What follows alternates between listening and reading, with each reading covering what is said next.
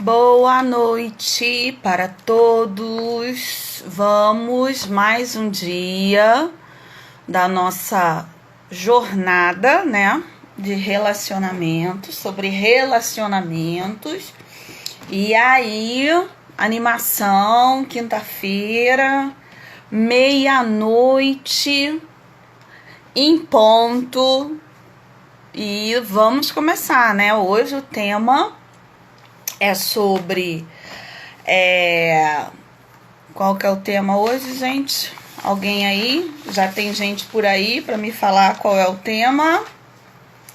Relação familiar e crise. Eu quero dar boa noite para você que está chegando. É um prazer ter vocês aqui. Tem um pessoal, assim, que tá muito assíduo, mas se você não conseguiu assistir os outros dias, não tem problema, porque eu tô colocando no YouTube, eu ativei lá a minha página e coloquei já os 2 dias, né, os 3 dias, então, assim...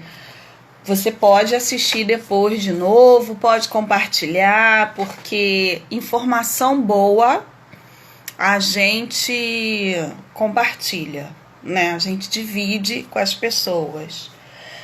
Tem muitas situações, muita gente vivendo, muitas situações, e não é de agora, né? Já de situações diversas. E a gente precisa de compartilhar, de ajudar, né? A gente não tem, às vezes, a palavra, a solução, porque ninguém tem, mas a gente tem alguma forma que a gente pode fazer para ajudar. Boa noite a todos que estão chegando. Então... a gente hoje não vai perder tempo, nem um tempinho, porque é importante hoje que vocês venham, falem, participem. Nós vamos falar, né, o tema, ele é um tema, não é novo, eu acho que todo mundo já teve algum momento que enfrentar crise na sua família, né, dentro das suas relações familiares. A sua família já enfrentou crise. Então a crise ela não é só causada por uma situação, né? Tem várias questões que podem levar a uma situação de crise familiar. E aí a gente vai falar um pouquinho sobre isso hoje. Vamos sim revisitar alguns conceitos que a gente já falou, algumas coisas que já foram faladas, porque afinal de contas teve sábado, que foi uma live meio surpresa, né? E aí viemos na segunda, na terça, ontem, e estamos aqui hoje falando de relacionamento familiar e crise. Hoje, né, eu fiz uma enquete rapidinha no WhatsApp para algumas pessoas. E aí eu lancei assim uma pergunta, né, um questionamento para a gente poder já ir pensando. E isso a gente vai começar primeiro falando do que é a família, né, do conceito de família. Existem diversas formas de organização familiar. Isso é muito importante que fique claro. Porém, existem coisas na família, né? Existem situações que é comum a qualquer tipo de organização familiar. E aí, o que acontece? A gente vai falar sobre isso mas antes, né, eu vou voltar aqui, dar boa noite, pessoal que tá entrando. Obrigada a vocês. eu quero dar, tem o pessoal, os amigos da faculdade, pacientes. Gente, muito obrigada, viu? Eu realmente tô fazendo maquiagem, né? Que é uma coisa que eu faço pouco. Mas, assim, é uma coisa muito poderosa para as mulheres. Eu tô muito de acordo com isso cada vez mais. Mas vamos seguir, porque o tempo passa rápido. Vamos lá. O que caracteriza uma família? Então, assim, vocês já podem colocando aí a opinião de vocês, o que vocês acham. Boa noite para quem tá chegando. O que é para vocês? O que caracteriza uma família? Vamos lá.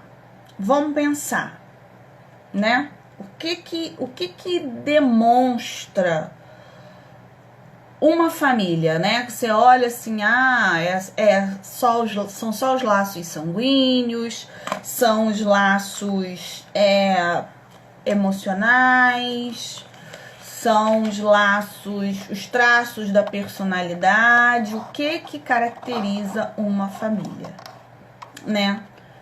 Esse é o primeiro ponto que a gente vai tratar, que a gente vai falar. Porque muitas coisas caracterizam uma família, né? Vamos lá. Uma das coisas é a característica física. Você olha assim, duas pessoas que andam parecidas, que tem um cabelo parecido, que tem um jeito parecido, conjunto de pessoas que tem laços sanguíneos. O Gerson colocou, né? Isso para ele é o que caracteriza uma família. Mas pode colocar mais, gente. Pode colocar mais. Na enquete que eu fiz hoje teve várias coisas assim que surgiram, né? Coisas que eu vou falar aqui. Depois eu vou pegar o meu famoso papel, minha famosa anotação e vou falar. Mas agora eu quero aí que a gente vá pensando nisso. Uma dessas... Ups! Gente, caiu. Dessas coisas que caracterizam. Linguagem. A linguagem é uma coisa importante que caracteriza uma família. Então, jeito de falar, né? A linguagem, não só a linguagem verbal, mas também a linguagem emocional, né? Como essa família lida com as emoções, como esse grupo de pessoas lidam com as emoções, né? Então, assim, construção de laços afetivos, sim, né? É construção que converge para o bem comum, muito bem. Unir-se-á homem e mulher e formar-se-á sua família, sim. Começa, né? A família, e ontem quem esteve por aqui ontem, né? A gente falou da relação conjugal e nós falamos desse casal, né? Que é o início dessa família, né? Desses dois, que tem o que ali? Muita afetividade, né? Tem alguns autores, né? Mas tem um autor maravilhoso que diz que é o seguinte. Não vou ficar falando nome de autor aqui não, né, gente? Vou ficar falando de autor aqui não. Mas eu vou falar do que ele disse. Que a família, ela é um lugar. Ela é a única... Gente, mas o negócio tá caindo, gente.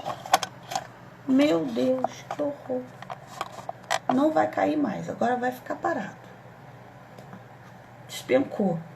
Segue o fluxo. Que a família é um lugar de É a única instituição afetiva. É uma instituição fundamentalmente afetiva. Então, o que mais define a família é o afeto, que pode ser bom ou pode ser ruim. Mas isso aí é uma coisa que a gente vai desenrolar daqui a pouco. Vamos continuar aí com essas características, né? Outra característica é a cultura familiar. Por exemplo, um exemplo de cultura familiar. As histórias, né? Isso faz com que criem laços, né? As histórias contadas, a forma como a família lida com as suas questões, sejam elas boas ou sejam elas más.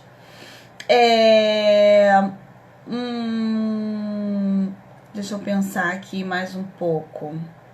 A forma como essa família passa as suas histórias. Então, assim, afetividade, linguagem, característica física, característica não só a questão do, por exemplo, do lugar onde nasceu, coisas desse tipo, né? Muitas coisas caracterizam essa família, mas esse tipo de coisa.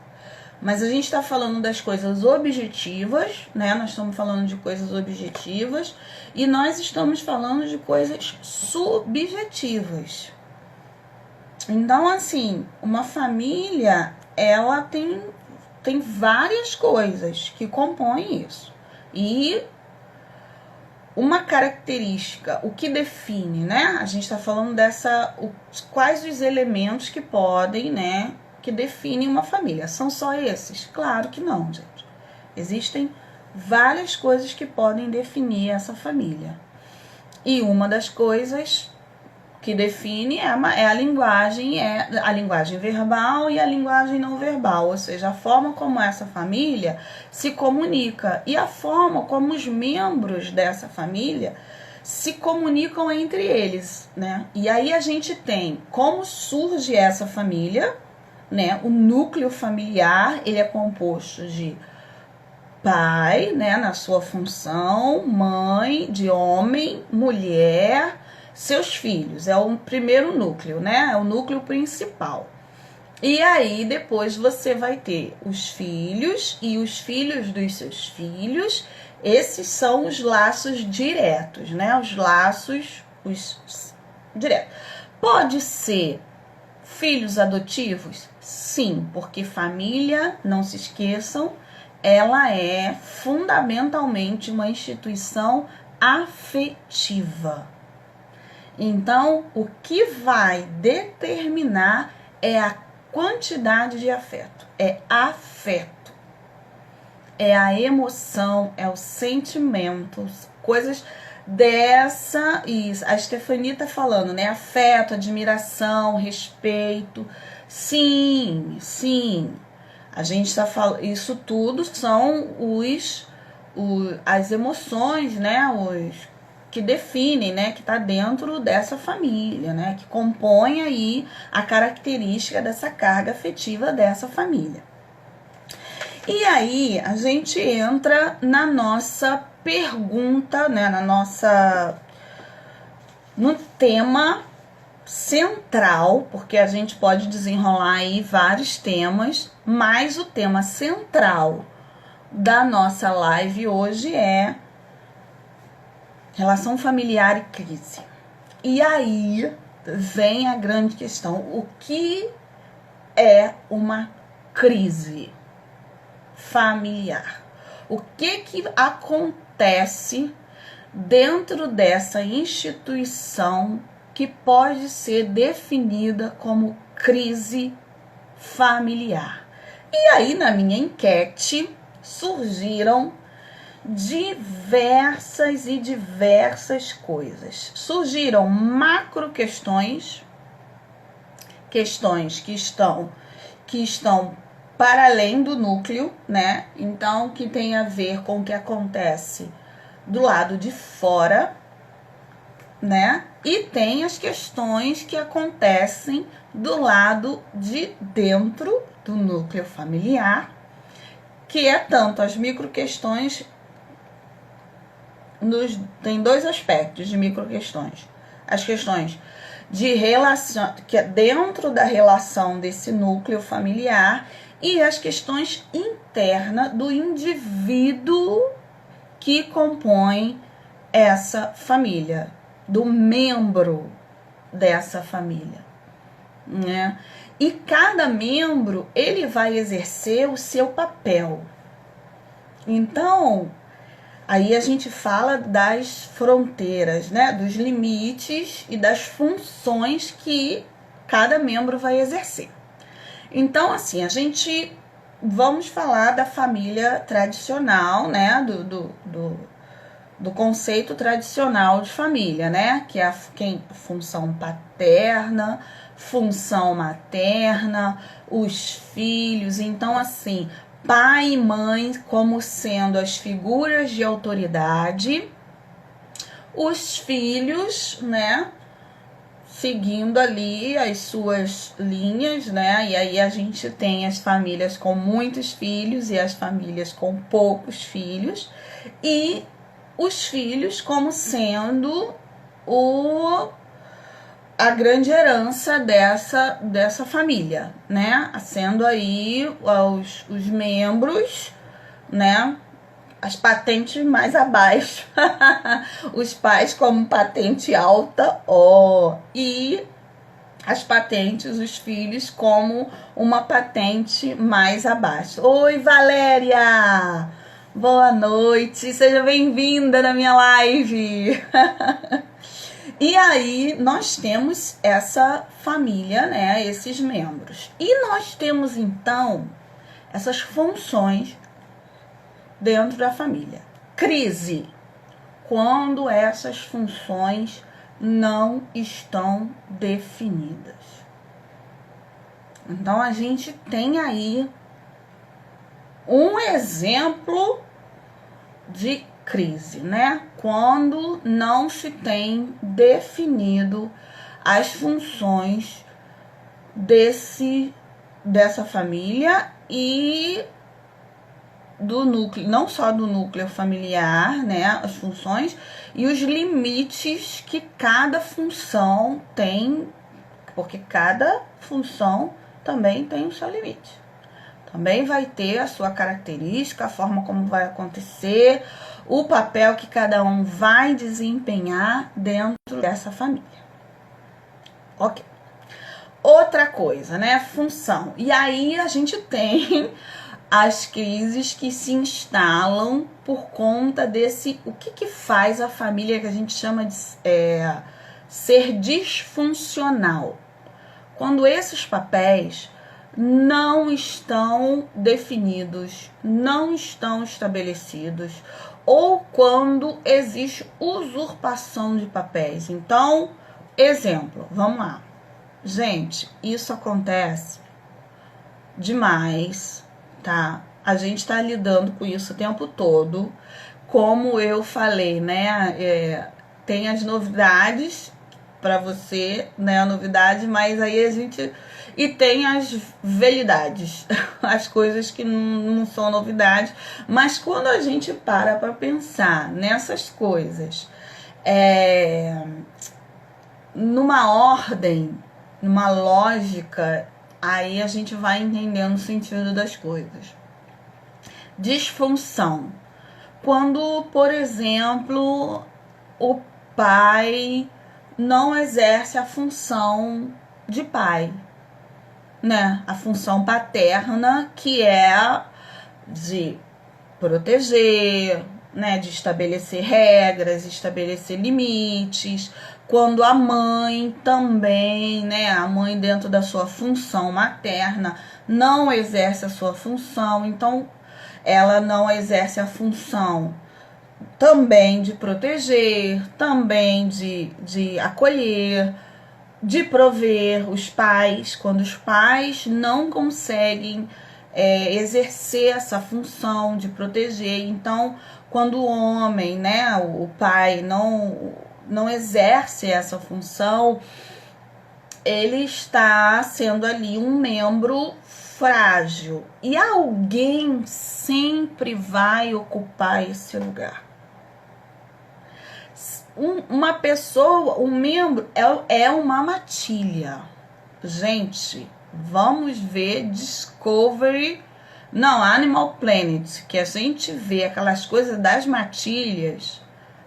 É incrível, porque se o líder, ele fraqueja, um outro líder vai assumir o lugar, e muitas das vezes, mesmo sendo, né, nós, seres racionais, psiquicamente, é isso. A gente está falando também não só de uma dinâmica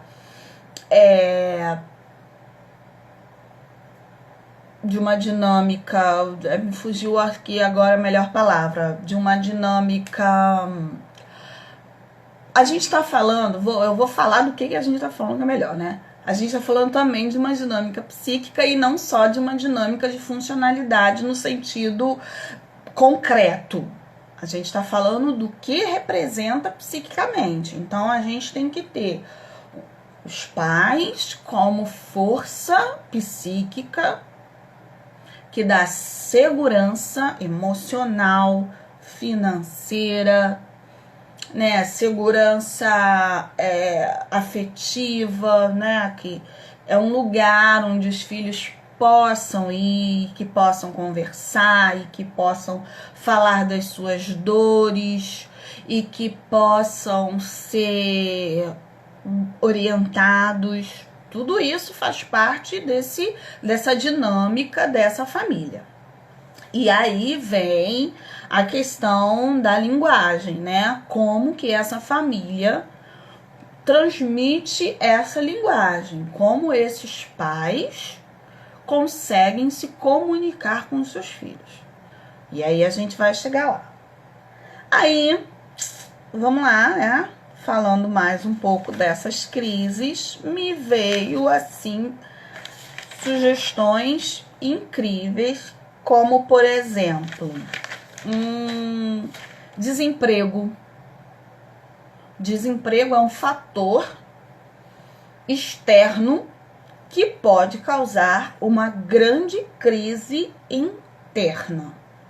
Então, desemprego dos pais, de um dos pais, e a forma como esse pai enfrenta isso, ou seja, como é a construção interna desse pai e dessa mãe, vai determinar, né, desse chefe de família e dessa chefe de família, né, da mulher como uma auxiliadora, né, ou como uma líder da família, depende do acordo familiar, né, estabelecido, porque não existe certo e errado dentro desse aspecto, existe o que funciona para aquela família. Então, a gente sempre vai estar falando de funcionalidade e disfuncionalidade. Família é falar sobre isso. E aí, a gente tem o desemprego, porque perde o emprego, o que é a pessoa, o emprego, né? A gente falou disso um pouquinho já nesses dias atrás. O emprego, ele tem muito a ver, né, a profissão, com aquilo que caracteriza um indivíduo. Então, a gente costuma representar, né, atuar através da nossa profissão. Quando a gente consegue escolher bem essa profissão, a gente é definido por isso. Então, a gente tem aí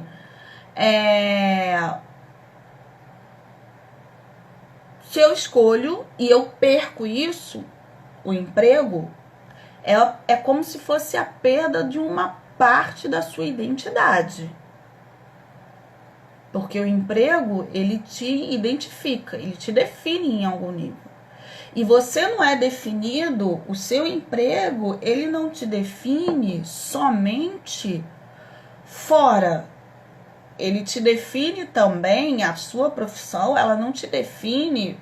Você não é um profissional, eu não sou uma psicóloga, eu não sou uma analista de informação, eu não sou uma professora, eu não sou um mecânico, só lá fora.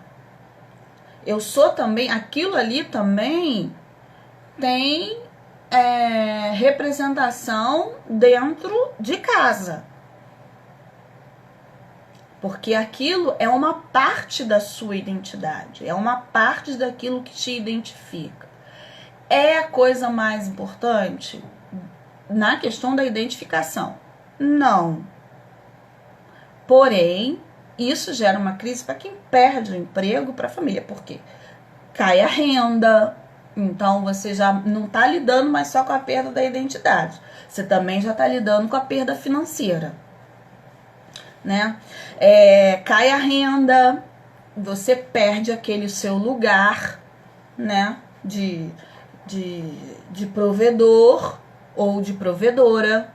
Você traz as angústias. Então, se você não é uma pessoa que consegue, tem aí um relacionamento intrapessoal, porque a gente falou sobre isso, né, na terça-feira, do relacionamento intrapessoal. Quando você não tem um relacionamento intrapessoal bem, né, quando você não tá bem com você mesmo, você automaticamente vai refletir. Gente, a gente vai refletir? A pessoa vai refletir? Sim. Significa que todo desemprego do chefe da casa ou da chefe, né, do homem ou da mulher que representa ali aquela, vai se instaurar uma crise? Não, mas muitas das vezes sim. Porque se aquele chefe de família não consegue lidar com aquela perda, ele vai gerar angústia, não vai ser só dele. A angústia também vai ser de quem tá do lado de fora, né? De quem tá ali dependendo dele. Vamos lá. Nascimento de filho. Isso foi uma coisa, o pessoal falou e é verdade. Nasceu um filho. E aí, o que a gente faz? Porque o que acontece?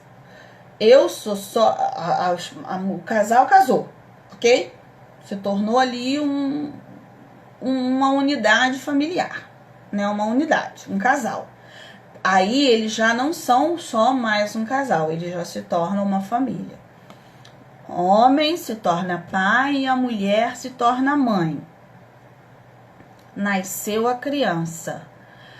Às vezes a mulher vai ser muito mãe, ou às vezes e aí o pai não sabe mais, que ele já perde, o homem perde aquele lugar, né, de ser só marido, e ele também precisa se tornar pai. Se o casal não estiver em acordo, em desejo, afim, né, gente? Porque tem que ter aí uma disponibilidade de enfrentar e de se recolocar dentro dessas funções, vai ter problema. Porque o que vai ter que ser reestruturado a partir do nascimento daquele filho? As funções, né? Porque muda a posição. E aí, se você está lidando com pessoas que têm dificuldade de mudar a posição, você está lidando com uma resistência daquele indivíduo, e aí ele pode vir aquilo que seria bom, que é o nascimento de um filho, ou a adoção de uma criança, né? Porque filhos nascem biologicamente e afetivamente. O que, na verdade, todo filho, ele, biológico ou não, ele precisa ser adotado, mas isso é tema para uma outra live, né? Porque ou você adota Ou você aceita afetivamente, ou aquele filho, ele vai ser um filho biológico e não um filho afetivo, né? E você tem que se tornar filho na biologia e no sentimento, né? Mas vamos lá.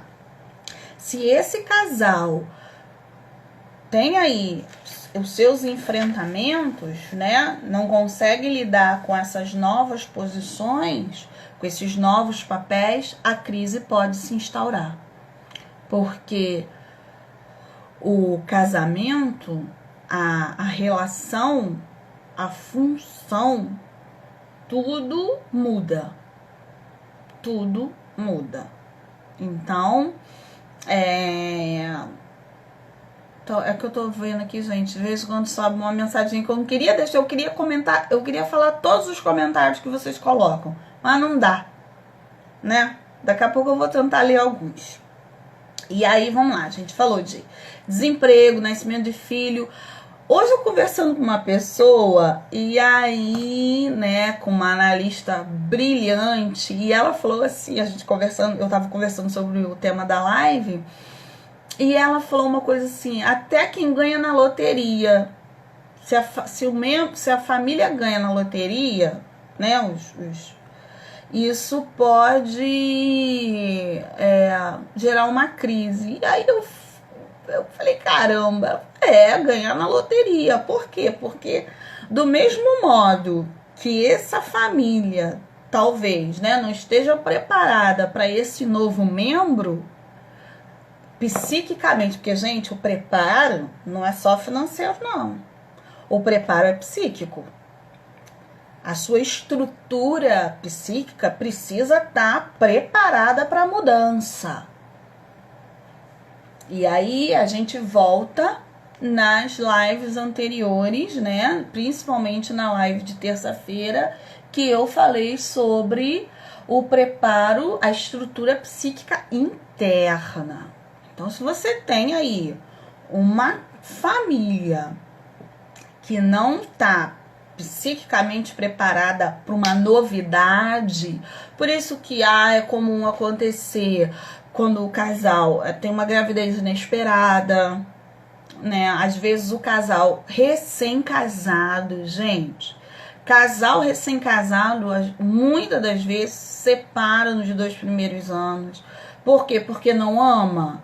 Porque às vezes não está psiquicamente estruturado para aquela mudança. E aí entra a crise, né? Então a gente tem mágoa, né? Quando existem muitas mágoas dentro desse sistema, porque houve traição, e não só traição carnal, porque o cara arrumou outra mulher, porque a mulher arrumou outro homem, ou seja lá como é que foi isso aí, mas porque houve traição financeira. Então, assim, são os sentimentos. Como é que essa família vai lidar com esses sentimentos é uma coisa.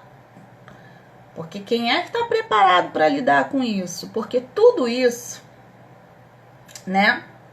A gente fala, tudo isso a família vai viver o quê? Um luto. Então, os filhos casaram, então é uma perda muito grande pro casal, ou pra mãe, ou pro pai. Então, enfrenta a síndrome do ninho vazio, né? Por quê? Porque, novamente, a gente volta às funções. Todas as mudanças, sejam elas causadas por motivos externos ou motivos internos, o adoecimento de um dos membros, tudo isso, essa família vai enfrentar um luto. Então, a gente tem aí lutos por perdas de posição, luto por perda desse afeto, luto por perda dessa função. Às vezes a pessoa que perde o emprego, ela tem um sentimento de menos-valia, então ela acha que se ela perdeu o poder financeiro, ela também perdeu o poder afetivo. Se o filho casa, né? A gente falou sobre isso ontem aqui também. Os pais sentem que perderam. Por quê? Porque, na verdade, eles perderam. Eles perderam a sua posição. O luto do casamento, né? Dos novos casais. Cada um está enfrentando também um luto. Porque eles estão formando um novo vínculo a partir nessa nova união, né? A partir desses dois afetos que se uniram, dessas duas pessoas, e eles perderam o seu lugar. Então, esse luto desse lugar, e isso, quando você não enfrenta bem esse luto, quando não existe o respeito pelo momento de entender, e aí vem essa capacidade de eu me, né, da famosa palavra empatia, né, dessa questão dessa projeção, porque a gente projeta para dentro do nosso núcleo, a gente projeta para a família, a gente projeta para as funções, a gente projeta para o par, né? Para o nosso parceiro, a gente projeta para os filhos. Então a gente projeta sonho, a gente projeta desejo, e isso às vezes é frustrado através de todas essas questões que podem gerar crise. Então, assim, a gente tem uma gama de coisas que podem se tornar crise, e aí, gente, vem uma coisa. Crise, se a família é uma família que consegue se comunicar, e esse vai ser o grande lance. A coisa não tá funcionando bem, vamos parar para pensar na comunicação. Casamentos acabam por falta de comunicação. Novas famílias, filhos rompem relacionamento com seus pais por comunicação, por linguagem afetiva e linguagem verbal. A gente está falando de rompe relacionamento, se frustra porque perde posição, perde função, porque sonhou, porque projetou. Gente, tem uma coisa que é incrível quando eu lido com as grávidas e com os novos pais, e esse bebê nasce. E durante a gestação houve uma idealização dessa gestação, né? O meu filho, e aí você tem o bebê ideal, né? Que a gente fala, e tem o bebê real. E aí você se depara com aquela realidade, que é a criança que chora, que sente cólica, que você troca a fralda, dá comida, e a criança não nasce com as características físicas que você imaginou que ela fosse nascer. A criança às vezes nasce com algum transtorno. Pais enfrentam isso, pais de filhos pequenos, quando descobrem que às vezes o seu filho tem um déficit de atenção, tem uma hiperatividade, tem algum tipo de transtorno. É uma decepção. Então se frustra, porque tudo aquilo que você projetou não está acontecendo. Então a gente está falando da comunicação, e aí vem, eu não consigo falar isso que eu sinto. Eu não consigo falar que aquilo tá me magoando, ou que aquilo não tá legal, ou a gente precisa sentar e conversar a forma como aquilo pode funcionar a partir daquele momento. Então, tudo isso aí precisa ser pensado. Tudo isso gera crise, gera conflitos internos e externos, né? Tudo isso vai gerar aquele adolescente rebelde que não consegue comunicar as suas emoções, a criança que não consegue comunicar, que não sabe comunicar a sua emoção, e aí ela atua. Então a criança não consegue comunicar aquilo que ela sente, ela vai atuar. Às vezes o marido não consegue comunicar o que ele sente, às vezes esse indivíduo adulto, ele não foi nem ensinado a comunicar o que ele sente. Porque lembrando sempre, linguagem verbal e linguagem afetiva. Comunicação verbal e comunicação não verbal. E comunicação não verbal passa pelos afetos, né? Passa pelos olhares, passa pela respiração. Ó, eu não preciso dizer que eu tô te reprovando. O meu olhar, lembra que antigamente dizia assim, duvido, né? O pessoal mais antigo fala assim, duvido que eu falava com a minha mãe desse jeito, bastava ela me olhar e aí eu já sabia que era pra, ó, sair correndo. Chegava a visita na sala, criança não fica no meio da conversa de adulto. Hoje em dia as crianças se metem na conversa do adulto. Claro, a posição e o entendimento do ser criança mudou. Porque a gente tinha essa desvalorização dos afetos infantis e isso, nossa, gente, a gente vê adultos extremamente com várias questões, porque, né, extremamente cheios de questões internas por uma questão de desvalorização dessa afeto infantil, né, desse momento interno. E agora eu vou beber um pouquinho de água, porque só eu falando. E enquanto isso eu vou lendo aqui, ó. E vou no canudo, porque não correu o risco de eu me molhar. Vamos lá. Ainda mais uma sociedade patriarcal, né? O pai desempregado cai emocionalmente com maior facilidade. Sim, nós tivemos muito isso. A gente teve crises assim, familiares muito severas com a classe média alta, principalmente, né? Com a questão da crise, né? Quando o Brasil teve aí uma crise, dentre as muitas crises que o Brasil já teve, quando teve uma crise, e aí as pessoas ficaram assim, perderam executivos, né? E a gente está vivendo, infelizmente, a gente está vivendo isso de novo. A gente teve executivos perdendo o seu lugar, né? Perdendo o seu emprego, então eram às vezes salários muito altos. Nós tivemos assim casos exorbitantes, assim, um número de casos muito grande de suicídios, né, de chefes de família. Por quê?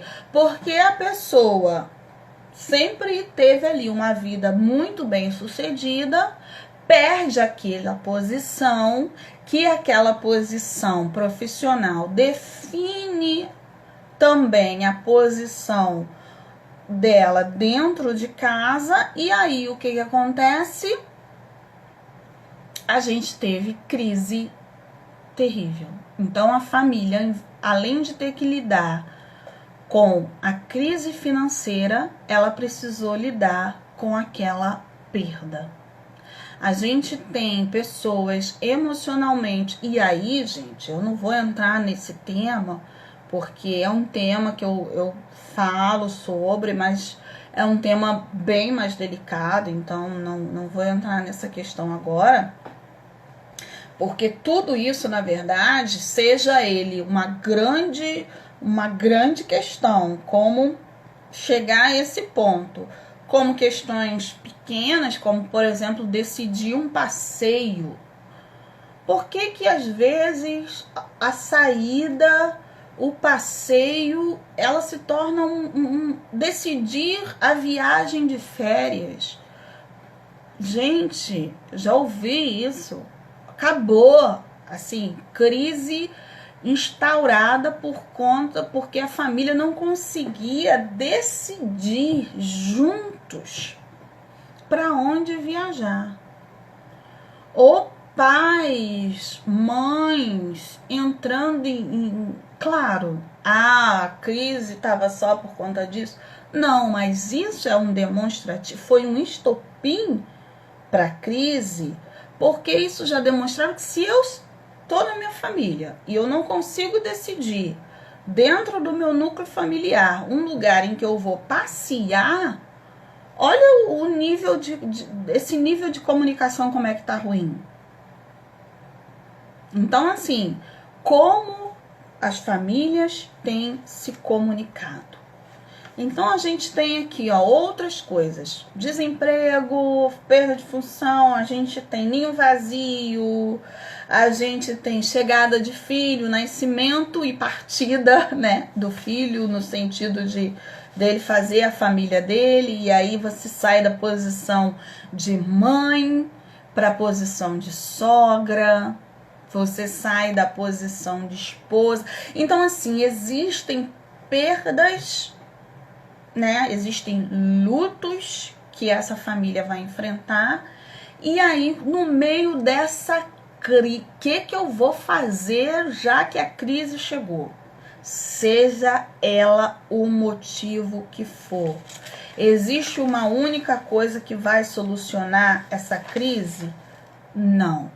Mas a família, ela precisa ser um lugar de apoio. Ela precisa ser um lugar onde eu posso depositar as minhas dores, onde eu vou ter as minhas dores acolhidas. Isso é a família ideal?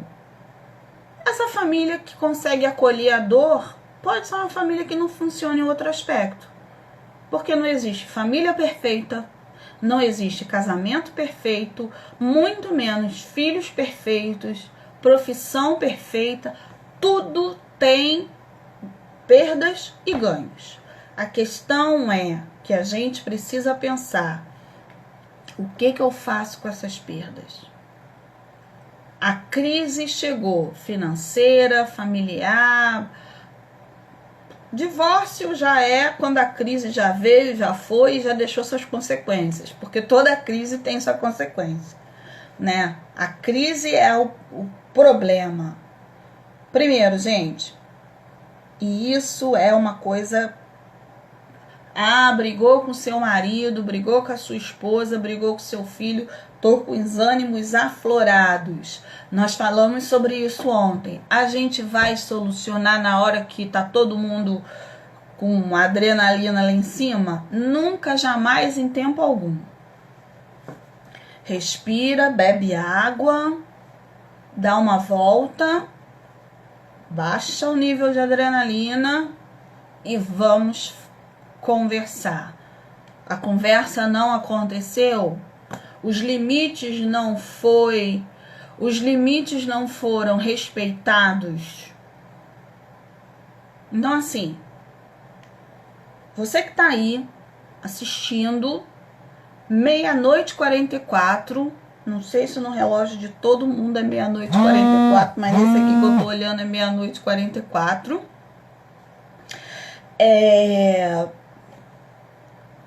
Qual é a função que você está desempenhando na sua família? A gente desempenha uma única função? Não. Depende de qual lugar eu estou me olhando. Se eu estou me olhando na função esposa, casal, qual é a função que eu estou desempenhando? Se eu estou me olhando na perspectiva família nuclear, que é essa família de dentro ali, né? Pai, mãe e filhos, ou se a perspectiva é a família de origem. Então, assim, a gente enfrenta as famílias e as relações, elas enfrentam várias questões, vários lutos. Vamos, assim, pensar que luto não tem a ver só com perda, com morte física. Principalmente. Porque aí é aquilo que a gente não tem mais. Porque com a morte é outra crise. E essa crise, o que você faz? Você vai tentar ressignificar essa perda.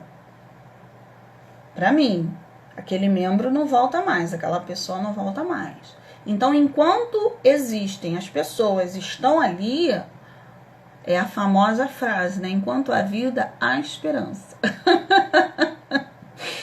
E aí, eu vou dar aqui vou ler aqui ver uns comentários que subiram, né? Eu acho que família nem sempre é consanguinidade, exatamente, nem sempre família é consanguinidade. Ótima fala sua, obrigada. Laços de afeto. Família original, pai, mãe, irmãs que podem ou não possuem. Gente, pois é, isso aí é uma outra questão, né? A gente fala que todo mundo precisa ter um lugar. O ser humano, ele precisa se sentir pertencendo. O sentimento de pertencimento é uma necessidade. A questão é qual lugar que você se sente ou não pertencendo e qual é a importância daquele lugar. Todos nós precisamos nos sentir pertencendo. Eu não pertencia ao mundo das lives. Hoje eu pertenço ao mundo das lives. Né? A gente fala, o mundo da internet, o mundo da tecnologia. Sim, a partir do momento que eu me coloco dentro desse que eu me proponho, eu quero me sentir pertencendo. Então, o que eu faço para eu me sentir pertencendo? Eu vou entender qual é a linguagem da live. Eu vou entender como é que funciona, como é que é esse mundo. E isso está dentro da família. Muitas pessoas estão dentro de algumas famílias e não se sentem pertencendo a essa família. Então a gente fala isso de instituição religiosa. Por quê? Porque muita coisa envolve o sentimento de pertencimento. Eu preciso me identificar com os valores morais, eu preciso me identificar com a cultura. Então, assim, com a cultura daquele grupo religioso, eu preciso me identificar. A gente é um verdadeiro processo de identificação e não identificação. Então, às vezes, você tá numa família, né, você tá num lugar e você não se identifica. E por que não existe a identificação? Isso é uma questão de terapia, isso é uma questão de análise. Porque muitas são as coisas que te levam a esse sentimento. Porque pertencimento é um sentimento. Então, eu escolho os meus amigos a partir de uma identificação. Eu escolho o meu parceiro afetivo a partir de uma identificação. Eu preciso me identificar ou porque eu vejo semelhança da minha família, do meu pai ou da minha mãe, ou porque eu me identifico culturalmente. E aí a gente começa, através dessas identificações, a gente começa a partilhar, e aí a gente vai vendo se a gente partilha o mesmo desejo, né? Quem tá aqui acompanhando as lives, ou quem tá acompanhando hoje, né, que conseguiu hoje aí, tá deitadinho, o pessoal fala, meia-noite, falei, gente, meia-noite, né, a maioria, já tá todo mundo mais tranquilo, e aí a gente pode conversar e falar com mais, né, a adrenalina já deu uma baixada, né, os hormônios da noturno aí já começaram a agir. Agora, se você é uma pessoa que sente insônia, isso aí é um papo para outra live, né? Insônia. O que tira seu sono? Muita coisa tira o sono. Então, assim, a gente precisa desse sentimento, a gente precisa se sentir pertencendo. Chega num lugar e aí você simplesmente olha para o lado e você não vê nada com que você se identifique. Você não vai se sentir pertencendo àquele lugar. Você não vai viver. Você vai fazer o quê quando você não se sente pertencendo? Você rejeita. Então, quando eu não me sinto, o casal, o filho, não está se sentindo pertencendo, porque às vezes não é claro aquele núcleo familiar. As emoções, elas não são bem comunicadas, elas não sabem ser comunicadas. Eu atendi uma família em que o que funcionou no atendimento daquela família, além da gente ver qual era a cultura familiar e quais eram os fantasmas, porque tinham muitos fantasmas ali, eram pessoas que não sabiam comunicar a emoção. Elas não sabiam definir suas emoções. E aí, não é um que não sabia falar de emoção, falar de afeto. O pai.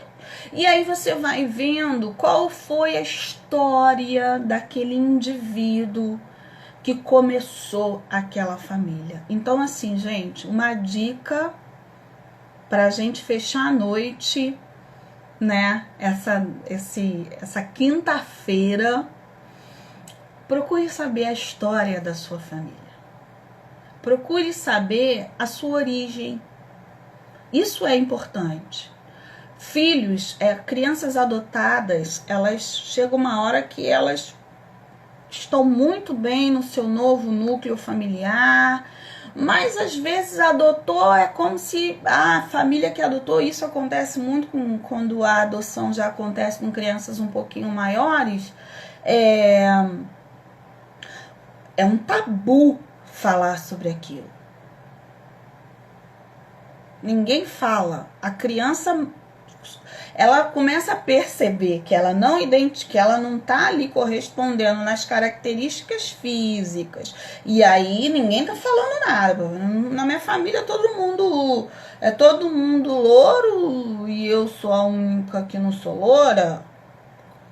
Coisas assim, né? Ou eu cresci numa família em que todo mundo tem 3 pernas e só eu tenho 2. Quer dizer, tem alguma coisa errada. É um exemplo. Mas é assim, porque tem a ver com as identificações. Eu tô numa família onde todo mundo é magro como um faqui e eu sou a única que não sou magra como um faqui. Quer dizer, a gente precisa se sentir pertencendo. Então, assim, se você está aqui hoje assistindo essa live, pare para pensar no seu sentimento de pertencimento e o que você está reproduzindo para o seu núcleo familiar. Então, assim, aplacar um pouco esse sentimento, é buscar essa história.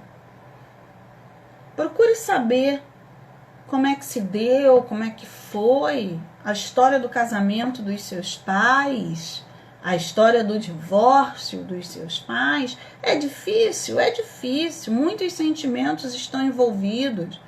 Tem que ter um nível de coragem? Sim, mas todos somos pessoas corajosas.